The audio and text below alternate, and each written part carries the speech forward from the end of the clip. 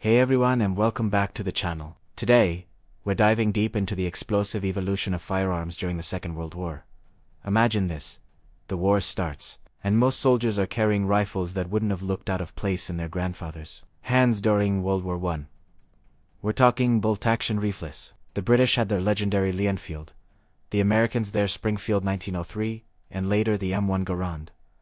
The Soviets had the Mosin, and the Germans the Karabiner 98. These were reliable, accurate, and powerful weapons. A well-trained soldier could hit a target hundreds of meters away. The problem?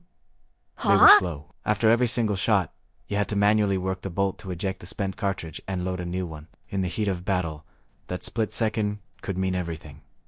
The battlefield was changing. The static trench warfare of the First World War was being replaced by fast, fluid, and brutal close-quarters combat. Blitzkrieg tactics meant rapid advances, and fighting was happening in cities, forests, and villages, where engagements were often at less than 100 meters. A slow-firing rifle was a huge disadvantage. The United States was a bit ahead of the curve. They entered the war with the M1 Garand, the first standard-issue semi-automatic rifle for any military.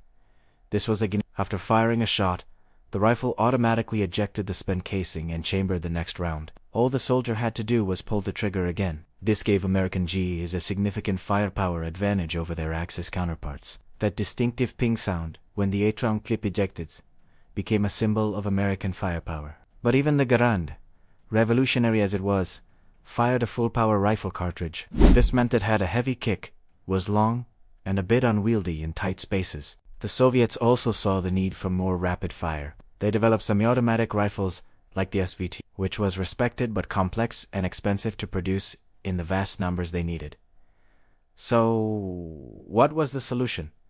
Submachine guns, weapons like the German MP40, the British Sten, the American Thompson, and the Soviet PPSH-41 became iconic. These guns were compact, lightweight, and could spit out hundreds of rounds per minute. They fired pistol-caliber ammunition, which meant they had very little recoil and were easy to control. They were perfect for clearing trenches, storming buildings, and for tank crews or vehicle operators who need a compact personal defense weapon. The PPSH-41, in particular, was a terror on the Eastern Front.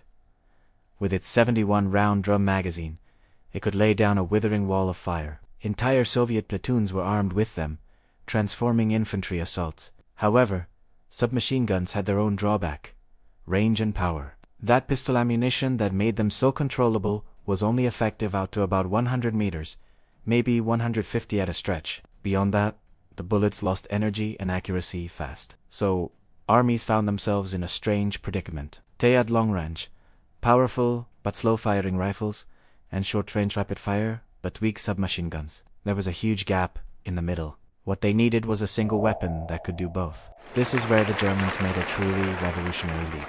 German engineers, observing the brutal fighting on the Eastern Front, realized they needed a new type of weapon. They experimented with an intermediate cartridge. This new round was less powerful than a full-size rifle cartridge but significantly more powerful than a pistol round. It was the perfect compromise. It had a controllable recoil for automatic fire, but still had enough power and a flat enough trajectory to be effective out to 300 or 400 meters. The most common engagement distance in modern combat. This new cartridge needed a new rifle. The result was the Karabiner 42, which after a few refinements and a name change personally ordered by Hitler for propaganda purposes, became the Sturmgewehr 44, or STG-44. The name literally translates to storm rifle, and it's where we get the term assault rifle that we use today. The STG-44 was revolutionary. It had a 30-round detachable magazine. It could be fired in semi-automatic mode for accurate single shots or switch the It used a new intermediate cartridge. It was, in essence, the blueprint for every modern military rifle that would follow, from the AK-47 to the MC. For the German soldiers who got their hands on it late in the war, it was a revelation. A single soldier could now provide the accurate, aimed fire of a rifleman and the suppressive high-volume fire of a submachine gunner. It gave them a massive tactical advantage. However, it was a case of too little, too late. Germany's industrial base was being bombed into oblivion, and they could never produce the STG-44 in enough numbers to turn the tide of the war. Most German soldiers finished the war carrying the same bolt-action Kar 9 AK they started it with, but the seed had been planted. After the war, Military designers around the world took a long, hard look at the German innovation. One of those people was a Soviet tank sergeant named Mikhail, wounded in 1941.